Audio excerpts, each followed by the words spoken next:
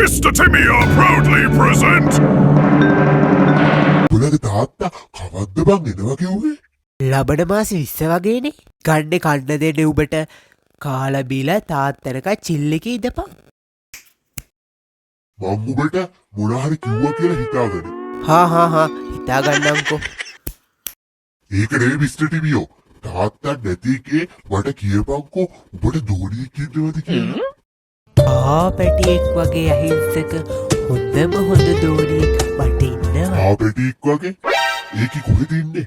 ඒකි බේකි කියන්න එන්න එපා අයියේ මගේ දෝනිට. හරි කියපන්කෝ.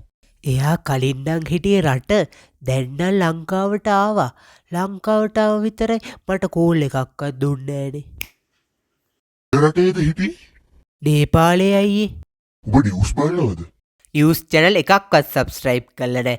YouTube එකේ subscribe කරලා තියෙන්නේ ධනරාජයාගේ channel එකයි දිරිතිවල් ගමගේ channel එකයි විතරයි.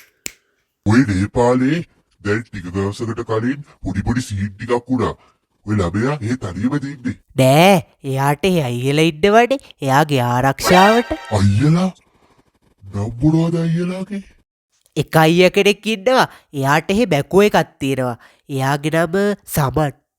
බැකෝ එක වැඩ කරන සමන්? බැකෝ සමන්? තව අයියා කෙනෙක් ඉන්නවා කමාන්ඩෝ කෙනෙක්. එයාගේ නම සලිත. තව අයියා කෙනෙක් ඉන්නවා. එයා එහෙ තැඹිලි බිස්නස් කරන්නේ තැඹිලි ලහිරු කියලා. බැකෝ සමන්? කමාන්ඩෝ සලිත? තැඹිලි ලහිරු? අයියට කියන්න බැරි වුණානේ. එයාට එහෙ තව අයියා කෙනෙක් ඉන්නවා. එයා එහෙ කෙහෙල් බිස්නස් කරන්නේ.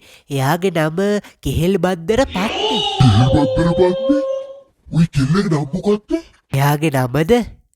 එයාගේ නම තමයි එයාගේ නම සෙව්වද්දි. සෙව්වද්දි? අනේ අයියේ